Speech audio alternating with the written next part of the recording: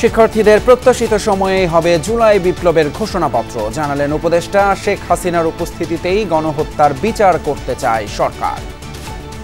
আমরা চাইব উপস্থিতিতে বিচার করতে, যদি উপস্থিতিতে বিচার না হয় তাহলে যেভাবে করে বিচার প্রক্রিয়া করতে হয় সেভাবেই করব।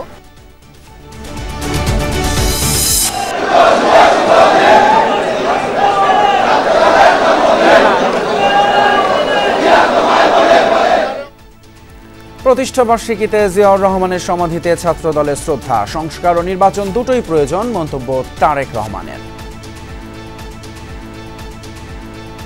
সংস্কার নাকি নির্বাচন, এ ধরনের জিজ্ঞাসাকে বিএনপি, দেশপ্রেমিক সকল মানুষ, সকল রাজনৈতিক দল স্রেফ অসৎ উদ্দেশ্য প্রণীত কূট তর্ক বলেই বিবেচনা করে।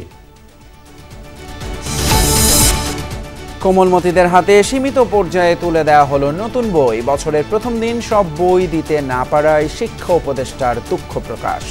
নতুন বইটা পেয়ে আমরা অনেক খুশি হই। বই আসে নাই, ক্লাস 4, 5 এখানে আসে নাই। এখনই সব দিতে পারা গেল না, আন্তরিক ভাবে আমার দুঃখ প্রকাশ করছি। তরুণদের উদ্যোক্তা হয়ে ওঠার আহ্বান প্রধান উপদেষ্টার। প্রয়োজনে উপজেলা পর্যায়ে বাণিজ্য মেলা আয়োজনে অর্থ দেবে সরকার। ঢাকা দিল্লি সম্পর্ক কেবল শেখ হাসিনা ইস্যুতে আটকে থাকবে না, মন্তব্য পররাষ্ট্র উপদেষ্টার। রাখাইনের অস্থিরতার প্রভাবে বাড়ছে চিন্তা। জুলাই স্মৃতি ফাউন্ডেশনে এখন জমা আছে 61 কোটি টাকা। 2229টি হতাহত পরিবারকে সহায়তা।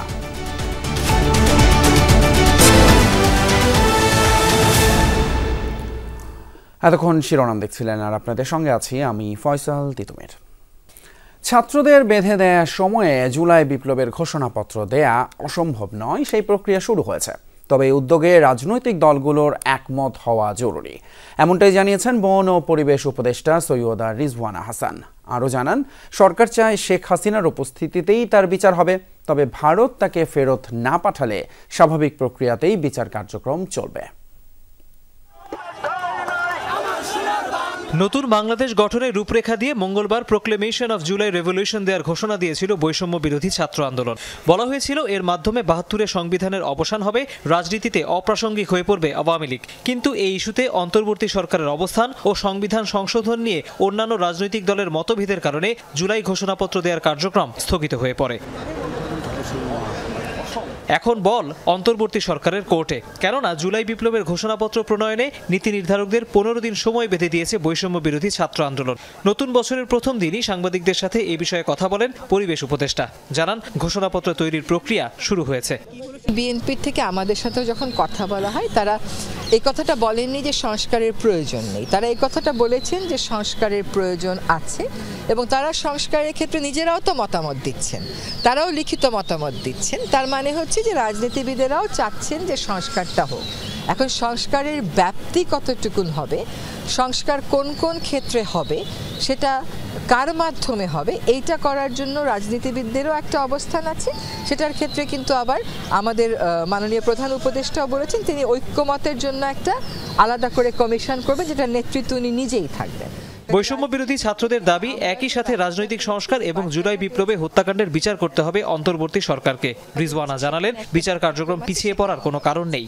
এখন ভারত কি অবস্থান নেবে, সেই অবস্থান কতদিন, ধরেন একটা অবস্থান প্রাথমিকভাবে নেওয়া যায়, আবার চূড়ান্ত একটা অবস্থানের দিকেও দেশগুলো যেতে পারে, সেগুলো ভবিষ্যতের জন্যই আমাদেরকে ছেড়ে দিতে হবে। কিন্তু আমাদের অবস্থান হচ্ছে, আমরা চাইব উপস্থিতিতে বিচার করতে, যদি উপস্থিতিতে বিচার না হয় তাহলে যেভাবে করে বিচার প্রক্রিয়া করতে হয় সেভাবেই করব। এর আগে বছরের প্রথম দিনই উপদেষ্টা পরিষদের বৈঠক অনুষ্ঠিত হয়। সেখানে সচিবালয়ে অগ্নিকাণ্ড নিয়ে বিস্তারিত ব্যাখ্যা দেয় ফায়ার সার্ভিস ও তদন্ত কমিটির প্রতিনিধিরা।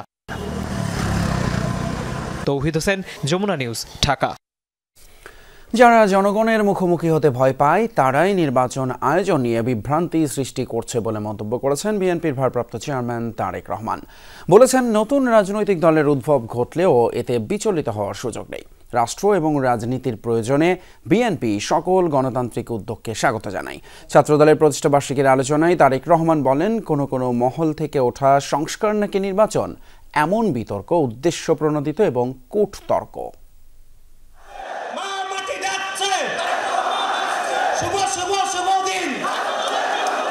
ছাত্রদলের ৪৬তম প্রতিষ্ঠাবার্ষিকীর আলোচনা ঘিরে বিকেলে রাজধানীর ইঞ্জিনিয়ার্স ইনস্টিটিউশন মিলনায়তনের ভেতরে বাইরে নেতাকর্মীদের ব্যাপক উপস্থিতি।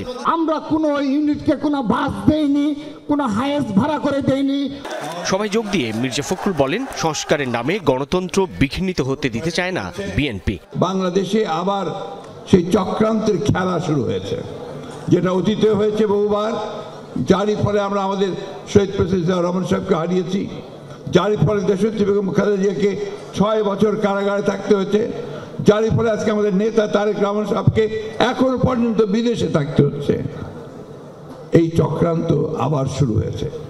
বিএনপির ভ্যানগার্ড খ্যাত ছাত্রদলের এই আলোচনায় দলের ভারপ্রাপ্ত চেয়ারম্যান তারেক রহমান বলেন, মাফিয়া চক্রের পলায়ন আর পতনের পর বাংলাদেশ বিপুল সম্ভাবনার দ্বারপ্রান্তে, কিন্তু কোনো হঠকারী সিদ্ধান্তে যেন গণঅভ্যুত্থানের ফসল নষ্ট না হয়। ফ্যাসিস্ট মাফিয়ার পতন আন্দোলনে দল মত নির্বিশেষে সবাই ঝাঁপিয়ে পড়েছিল। কোনো হঠকারী সিদ্ধান্তের কারণে যাতে গণ অভ্যুত্থানের আকাঙ্ক্ষা বিনষ্ট হবার পরিস্থিতি সৃষ্টি না হয়, এ ব্যাপারে ছাত্রদলের প্রতিটি নেতাকর্মীকে সতর্ক এবং সজাগ থাকতে হবে। বিএনপির ভারপ্রাপ্ত চেয়ারম্যান সংস্কারকে অনিবার্য ধারাবাহিক প্রক্রিয়া উল্লেখ করে বলেন, এর আড়ালে জনগণের নিত্যদিনের দুর্দশা উপেক্ষা করা যাবে না। কোনো মহল থেকে সংস্কার নাকি নির্বাচন এ ধরনের জিজ্ঞাসাকে বিএনপি সকল রাজনৈতিক দল স্রেফ অসৎ উদ্দেশ্য প্রণীত কূট তর্ক বলেই বিবেচনা করে। এইসব সংস্কার কর্মসূচির আড়ালে জনগণের নিত্যদিনের দুর্দশা উপেক্ষিত থাকলে জনগণ হয়তো খোদ সরকারের সংস্কার দাবি নিয়ে মুখ খুলতে বাধ্য হবে। রাষ্ট্র ব্যবস্থা নিয়ে তরুণদের মনে প্রশ্ন থাকাটা স্বাভাবিক বলেও মনে করেন তারেক রহমান। বলেন, জনগণ কোন রাজনৈতিক দলকে গ্রহণ কিংবা বর্জন করবে সে রায় দিবে নির্বাচনের মাধ্যমে। জনগণ কোন রাজনৈতিক দলকে গ্রহণ করবে কিংবা বর্জন করবে, নির্বাচনের মাধ্যমে সেই রায় দেবে জনগণের আদালত। তবে যারা জনগণের আদালতের রায়ের মুখোমুখি হতে ভয় পায় কিংবা যাদের ভিন্ন কোনো উদ্দেশ্য রয়েছে, তারাই নির্বাচন অনুষ্ঠান নিয়ে নানা রকম বিভ্রান্তি সৃষ্টি করে। কমিশনের প্রতি আস্থা রেখে নির্বাচনের জন্য মানসিক প্রস্তুতি নেওয়ার আহ্বানও জানান বিএনপির ভারপ্রাপ্ত চেয়ারম্যান। নির্বাচনের জন্য মানসিক প্রস্তুতি নিতে থাকুন। নির্বাচন কমিশন তাদের উপর অর্পিত দায়িত্ব যথারীতি পালন করবে এ বিশ্বাস রাখুন। সাইফুদ্দিন রবিন, যমুনা নিউজ, ঢাকা। আগে সংস্কার পরে নির্বাচন, এই মন্তব্য কোনো অর্থ বহন করে না, এমন দাবি বিএনপির স্থায়ী কমিটির সদস্য ডক্টর মঈন খানের। সকালে ছাত্রদলের ৪৬তম প্রতিষ্ঠাবার্ষিকী উপলক্ষে জিয়াউর রহমানের সমাধিতে শ্রদ্ধা নিবেদন করেন তিনি। এ সময় অন্তর্বর্তী সরকারের প্রতি যত দ্রুত সম্ভব সবার অংশগ্রহণে সুষ্ঠু নির্বাচন আয়োজনের আহ্বান জানান। এ সময় ছাত্রদল নেতারা শিবিরের নেতৃত্ব নির্বাচন প্রক্রিয়ার সমালোচনা করেন। তাদের বক্তব্য, কাউন্সিলের নামে শিবির নাটক মঞ্চস্থ করেছে। শিক্ষা ঐক্য প্রগতির পতাকাবাহী সংগঠন জাতীয়তাবাদী ছাত্রদল সংকট, সংগ্রাম আর সম্ভাবনায় সংগঠনটি পার করল ৪.৫ দশক। বুধবার ৪৬তম প্রতিষ্ঠাবার্ষিকীতে নেতাকর্মীদের ঢল নামে বিএনপির প্রতিষ্ঠাতা জিয়াউর রহমানের সমাধিতে। বিএনপির স্থায়ী কমিটির সদস্য ডক্টর মঈন খান নেতাকর্মীদের নিয়ে জিয়াউর রহমানের সমাধিতে পুষ্পস্তবক অর্পণ করেন।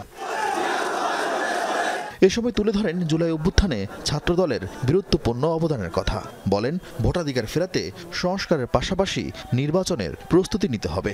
আগে সংস্কার পরে নির্বাচন, এগুলো কোনো অর্থবহ প্রশ্ন নয়। অতি প্রয়োজনীয় এই সংস্কারগুলো হবে, পাশাপাশি নির্বাচনের প্রস্তুতি চলবে এবং যথাশীঘ্র জনগণের দেশ জনগণের হাতে তুলে দেওয়া হবে একটি সুষ্ঠু নিরপেক্ষ নির্বাচন। বিএনপির ছাত্র বিষয়ক সম্পাদক জানান, নতুন বছরে শিক্ষার্থী বান্ধব শিক্ষা প্রতিষ্ঠান গড়ে তুলবে ছাত্রদল। ছাত্রদল ছাত্র রাজনীতি করবে, এই স্লোগানকে সামনে নিয়ে আমরা এগিয়ে যাচ্ছি। সাধারণ ছাত্রছাত্রী যেভাবে আমাদেরকে গ্রহণ করেছে, ইনশাল্লাহ তাদের সেই আশা আকাঙ্ক্ষাকে আমরা আগামী দিনে নতুন বছরে পূরণ করতে পারবো বলে বিশ্বাস করি। তবুও ছাত্রদলের নেতৃত্ব নিয়ে নানা সমালোচনা রয়েছে রাজনীতিতে। ৫ আগস্টের পর যা আরও তীব্র হয় সামাজিক যোগাযোগ মাধ্যমে। উদাহরণ দেওয়া হয় ছাত্র শিবিরের নিয়মিত কাউন্সিলের, যার জবাব দেন ছাত্রদলের 2 শীর্ষ নেতা। তারা প্রকাশ্যে রাজনীতি করতে চায় না, তাদের এক ধরনের রাজনীতি যেটি গোপন তৎপরতার মাধ্যমে সবসময় আপনি দেখেছেন। এবং গতকাল তাদের যে একটি অত্যন্ত যে কাউন্সিল হয়েছিল সেটি একটি পাতানো এবং নাটকপূর্ণ কাউন্সিল, কারণ আপনারা দেখেছেন কারা নেতৃত্বে যাবে সেটি পূর্ব নির্ধারিত। সন্ত্রাস, নৈরাজ্য, চাঁদাবাজদের অবরণ্য হয়ে উঠেছিল যে ছাত্র রাজনীতি, সে ধরনের ছাত্র রাজনীতি বাংলাদেশ থেকে পুরোপুরি বিলুপ্ত করবে বাংলাদেশ জাতীয়তাবাদী ছাত্রদল।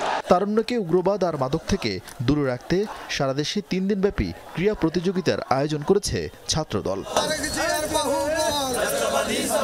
আরিফিন শাকিল, যমুনা নিউজ, ঢাকা। বিগত বছরগুলোর মতো এবার ঘটা করে হয়নি বই উৎসব, কিন্তু শিক্ষার্থীদের হাতে তুলে দেয়া গেছে 1-2টি পাঠ্যপুস্তক।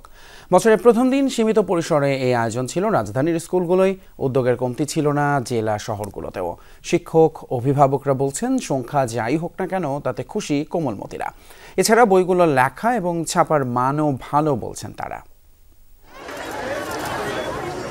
নতুন বই মানেই উৎসবের ঘটা, পাতায় পাতায় ঘ্রাণে থাকে আলাদা আবেদন, যার জন্য বরাবরই অপেক্ষায় থাকে শিক্ষার্থীরা। নতুন বইটা পেয়ে আমরা অনেক খুশি হই, কারণ নতুন বইয়ের আনন্দটাই আলাদা। নতুন বইয়ের যে গন্ধটা সেটা কিন্তু অনেক অনেক মুগ্ধ করে একজন মানুষকে, তাই আর কি। আর নতুন বই দেখতে যে এত সুন্দর। এবার বিগত বছরগুলোর মতো বিশাল আকারে বই উৎসব না হলেও স্কুলগুলো নিজস্ব উদ্যোগে শিক্ষার্থীদের হাতে তুলে দেয় নতুন বই। 2টা বা 3টা করে বই হাতে পেয়েছে বিভিন্ন শ্রেণীর কোমলমতিরা। বাসায় নিয়ে আমি বাংলা বই, ইংলিশ সবকিছু কমপ্লিট করব। নতুন বই পেলে অনেক ভালো লাগে, নতুন বছরটা নতুন বই দিয়ে শুরু হয়। বই পেয়েছি তো বাংলা, গণিত, ইংরেজি, সমাজ বিজ্ঞান, ধর্ম। আমি সমাজ আর অঙ্ক বইটা পেয়েছি। আজকে আমাদের এখনো বই দেয়নি, আমাদের রবিবারে বই দিবে। একে তো গণঅভ্যুত্থান পরিস্থিতি, তার উপর নতুনভাবে বই লেখা এবং মুদ্রণ প্রক্রিয়ায় বিলম্ব হওয়ায় বছরের প্রথম দিনই সব বই দেয়া সম্ভব হচ্ছে না, এমনটা জানান শিক্ষকরা। প্রত্যেকটা ক্লাসের যেই বইগুলো আমরা পাচ্ছি সাথে সাথেই ওদেরকে বিতরণ করে দিচ্ছি। এবং আমরা এই মুহূর্তে আমরা অলরেডি দিয়ে দিয়েছি সেটা হলো ক্লাস 10-এর বই, ক্লাস 7-এর বই এবং ক্লাস 6-এর বই।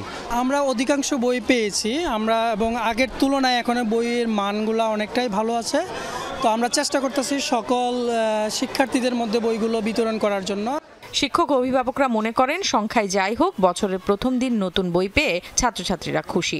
যে কটি বই এসেছে সেগুলো লেখা ও ছাপার মান ভালো। বই আসে নাই, ক্লাস 4-5 এখানে আসে নাই, বলছে রোববারে থেকে বই দেওয়া শুরু করবে। মনে হচ্ছে না যে নতুন বই এই পর্যন্ত মনে হয় না, 1 সপ্তাহ বেশি, 1 সপ্তাহ আরো সময় লাগবে, প্রসেসিং এর কাজ চলতেছে আরো। হ্যাঁ, একটু সময় তো লাগবেই, কারণ সবকিছু এলোমেলো ছিল। এখন নতুন বছরে নতুন একটা ইমেজ, তো এর ভিতরে হয়তো দেখা যাচ্ছে তাদের গুছানোর একটা সময় লাগবে। রাজধানীর মতো দেশের বেশিরভাগ জেলায় ফুল সেট বই বিতরণ সম্ভব হচ্ছে না, তাই উৎসবের আমেজেও ভাটা। ময়মনসিংহ, রাজশাহী, সিলেট, বরিশাল ও রংপুরে প্রাথমিকের কিছু বই পৌঁছেছে। পর্যায়ক্রমে সব জেলায় প্রাথমিক ও মাধ্যমিকের নতুন বই বিতরণ করা হবে। যে পরিমাণ বইয়ের চাহিদা রয়েছে আমরা তার তুলনায় একটু কমই পেয়েছি। আমরা আশা করছি আগামী 20 তারিখের মধ্যেই আমরা আমাদের সমস্ত বই আমরা শিক্ষার্থীদের হাতে তুলে দিতে পারবো। Farhana Nancy, Jamuna news, Dhaka. এদিকে বছরের শুরুতে শিক্ষার্থীদের হাতে সব বই পৌঁছাতে না পারায় অভিভাবকদের কাছে দুঃখ প্রকাশ করেছেন শিক্ষা উপদেষ্টা ওয়াহিদ উদ্দিন মাহমুদ। আর এই জন্য নানান প্রতিবন্ধকতা এবং ষড়যন্ত্রের কথা বলেছেন তিনি। সকালে মাতৃভাষা ইনস্টিটিউটে এনসিটিভির ওয়েবসাইটে 2025 শিক্ষাবর্ষের পাঠ্য বইয়ের অনলাইন ভার্সনের উদ্বোধনী অনুষ্ঠানে কথা বলেন উপদেষ্টা। আর এনসিটিভির চেয়ারম্যান জানিয়েছেন 20 জানুয়ারির মধ্যে স্কুলে স্কুলে সব বই পৌঁছে যাবে। আওয়ামী লীগ সরকার ক্ষমতায় আসার পর 2009 সাল থেকে শুরু হয় বই উৎসবের ঢাকঢোল পিটিয়ে বছরের শুরুতেই শিক্ষার্থীদের হাতে তুলে দেয়া হতো নতুন বই। যে উৎসবের নামে যে অপচয় হয়েছে, তবে এই বই উৎসবের নামে ব্যাপক দুর্নীতি এবং অপচয় হয়েছে বলে দাবি করেছেন এনসিটিভির চেয়ারম্যান AKM রিয়াজুল হাসান। 2025 সালের পাঠ্য বইয়ের অনলাইন ভার্সনের উদ্বোধনী অনুষ্ঠানে তিনি বই বিতরণের বিলম্বের কারণ তুলে ধরেন। পুরনো কারিকুলামে তারা ফিরে যাওয়ার কারণে তারা এসএসসি পরীক্ষা দিবে যারা 2026-এ, তাদের জন্য বই ছাপতে হয়েছে। সেই কারণে আমাদের প্রায় সেখানে 6,79,00,000 বই আমাদের অতিরিক্ত ছাপতে হয়েছে। এনসিটিবি চেয়ারম্যান দাবি করেন আগামী 20 জানুয়ারির মধ্যে সব বই পৌঁছে যাবে, তবে শিক্ষা সচিব বলছেন ভিন্ন কথা। জানুয়ারির 5 তারিখের মধ্যে প্রাথমিকের বাকি সকল বই, 10 তারিখের মধ্যে মাধ্যমিকের প্রায় 8টি বই এবং 20 তারিখের মধ্যে সকল বই যাবে। আমরা চেষ্টা করেছি কিছু কিছু শিক্ষার্থী যেন আজকের দিনে তারা বই পায়, তবে আমরা এই প্রতিশ্রুতি দিচ্ছি যে এই জানুয়ারি মাসের 30 তারিখের মধ্যে আমরা চেষ্টা করছি যে কিভাবে সকল বই পৌঁছে দেওয়া যায়। অনুষ্ঠানে প্রধান অতিথি শিক্ষা উপদেষ্টা জানান 5 আগস্ট পট পরিবর্তনের পর এবার বই ছাপাতে গিয়ে নানা প্রতিবন্ধকতায় পড়তে হচ্ছে এনসিটিবিকে। এরপরেও বছরের প্রথম দিন সব বই দিতে না পারায় দুঃখ প্রকাশ করেন তিনি। আমাদেরকে যে কত ধরনের কত দিক থেকে বিপরীতমুখী শক্তির সম্মুখীন হতে হয়েছে এটা কল্পনাতীত। বইগুলো ছাত্রছাত্রীদের হাতে যে এখনই সব দিতে পারা গেল না, এই জন্য আমি তাদের অভিভাবকদের কাছে এবং তাদের কাছে আমার আন্তরিকভাবে আমার দুঃখ প্রকাশ করছি। আগামী বছর আরও কিছু পরিমার্জন করে বই ছাপানোর এই কাজে শৃঙ্খলা ফেরানোর আশ্বাস দিয়েছেন শিক্ষা উপদেষ্টা। আরিফুর রহমান সবুজ, যমুনা নিউজ, ঢাকা। শ্রমিক হওয়া নয়, মানুষের আসল লক্ষ্য হওয়া উচিত নিজেকে উদ্যোক্তা হিসেবে তৈরি করা। সকালে রাজধানীর পূর্বাঞ্চলে বাংলাদেশ চায়না ফ্রেন্ডশিপ এক্সিবিশন সেন্টারে ঢাকা আন্তর্জাতিক বাণিজ্য মেলার উদ্বোধনী অনুষ্ঠানে প্রধান উপদেষ্টা ডক্টর মোহাম্মদ ইউনূস এমন মন্তব্য করে বলেন, বিপুল জনগোষ্ঠীর সুফল পেতে সবাইকে দক্ষ করে গড়ে তুলতে হবে। 29তম আন্তর্জাতিক বাণিজ্য মেলার উদ্বোধনী অনুষ্ঠানে পৃথিবীর অন্যতম ঘনবসতির এই দেশের প্রায় 18 কোটি মানুষকে সৃষ্টিকর্তার অনন্য উপহার হিসেবে উল্লেখ করেন ডক্টর মোহাম্মদ ইউনূস। মানুষ মাত্রেই উদ্যোক্তা, শ্রমিক না।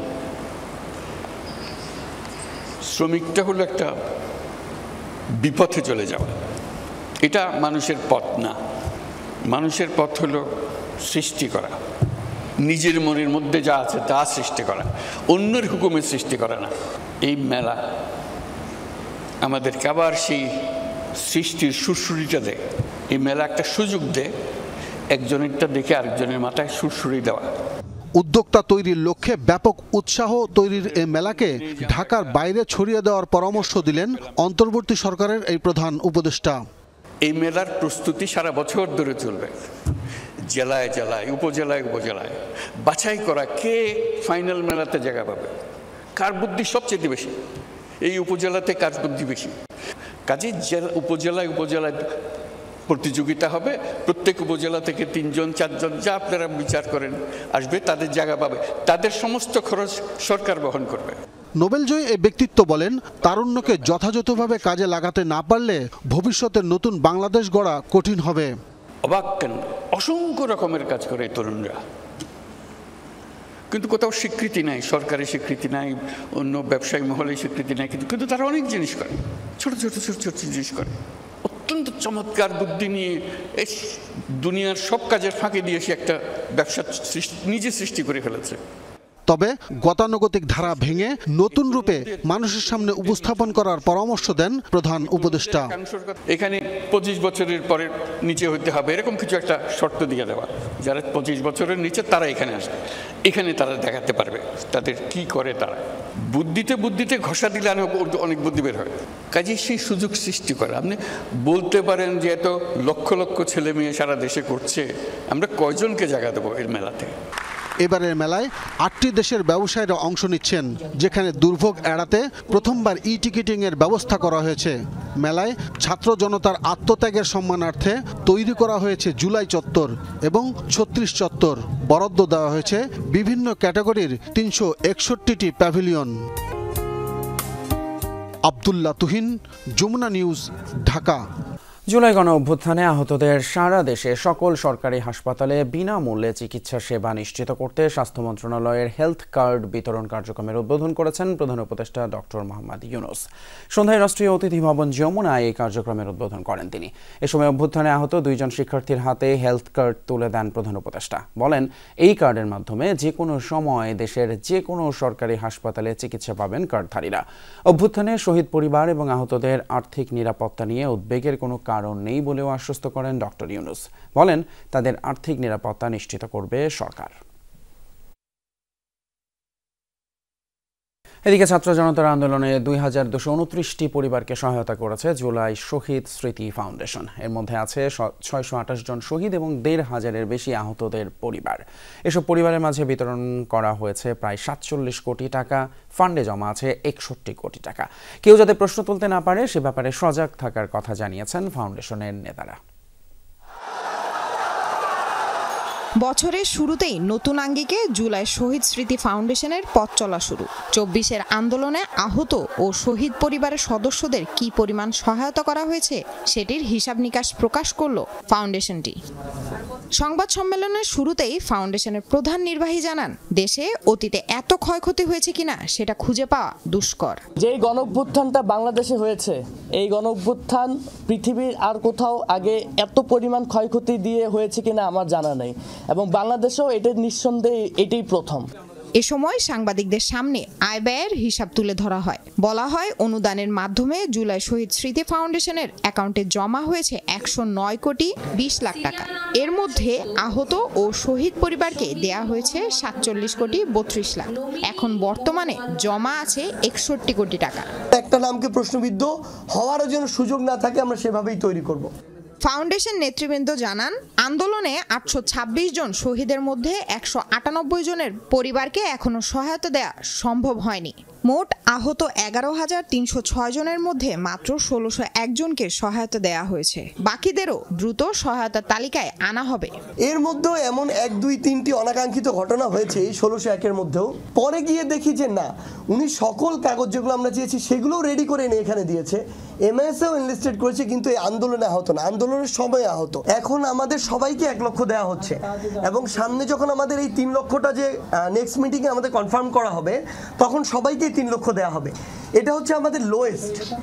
এরপরে আমরা খুব দ্রুত সময়ের মধ্যে আমরা আশা করছি জানুয়ারির মধ্যে আমরা ক্যাটাগরি করে ফেলতে পারবো। সার্জিস আলম জানান, জানুয়ারি মাসের মধ্যে শহীদ পরিবারকে আবারও সরকার ঘোষিত বড় অঙ্কের আর্থিক সহায়তা দেওয়া হবে।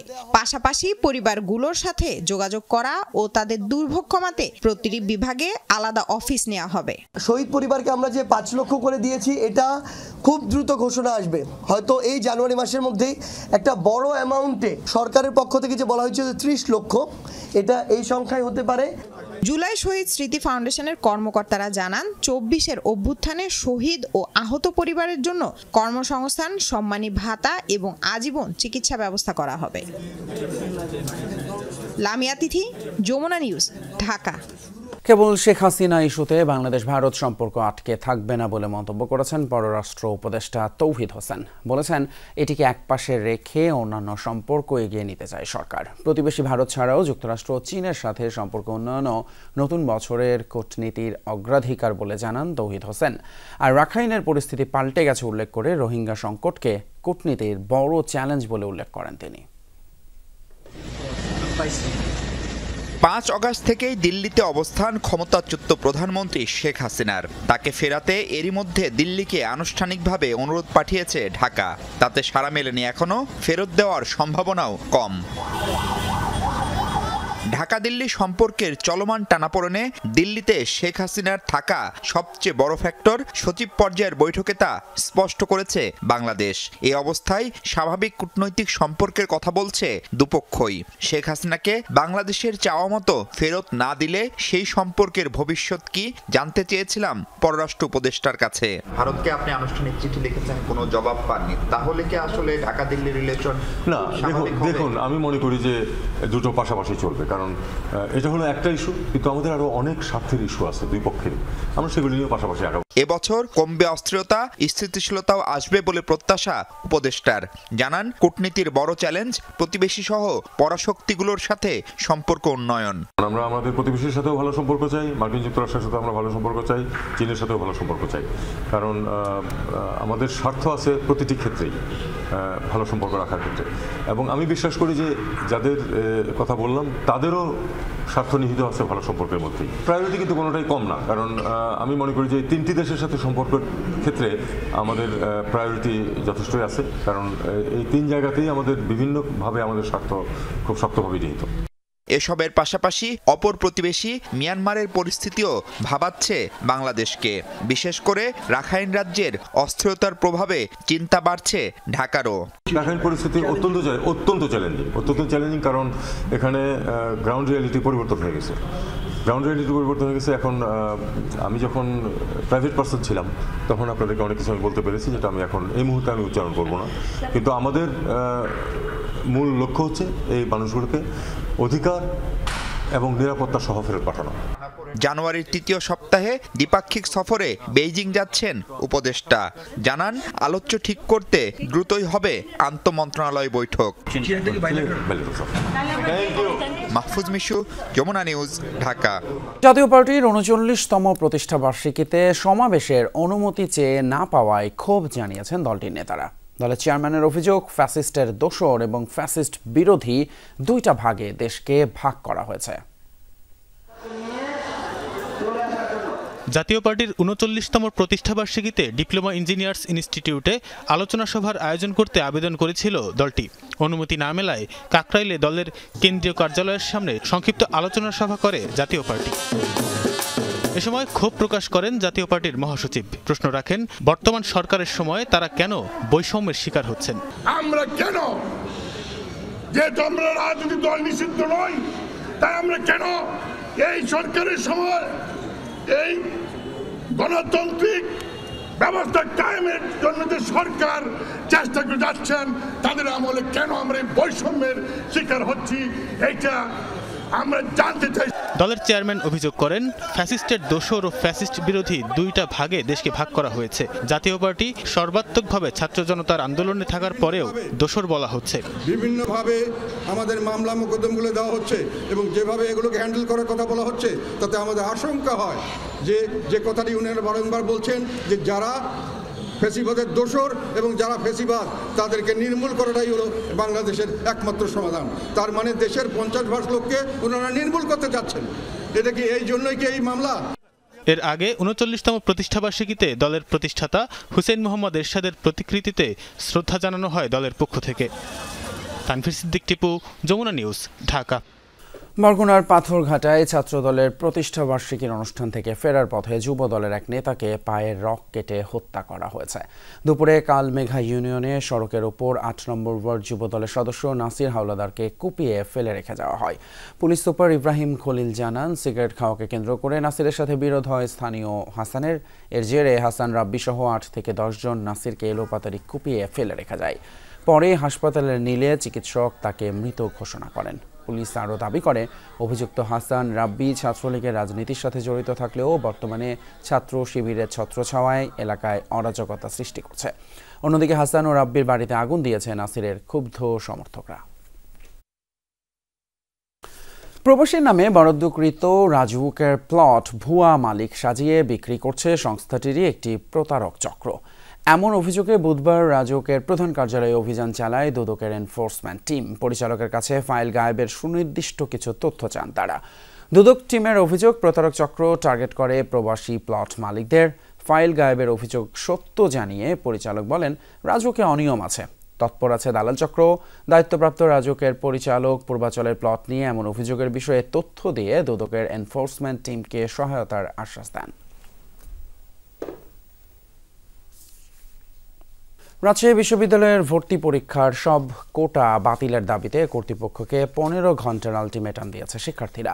অন্যথায় আগামীকাল থেকে ক্যাম্পাস অচল করে দেওয়ার হুঁশিয়ারি দেওয়া হয়। রাতে ক্যাম্পাসে এক সংবাদ সম্মেলনে শিক্ষার্থীরা জানান, বিশ্ববিদ্যালয়ে কর্মরতদের জন্য কোনো কোটা রাখার অর্থই হলো জুলাই অভ্যুত্থানের চেতনার বিরোধিতা করা।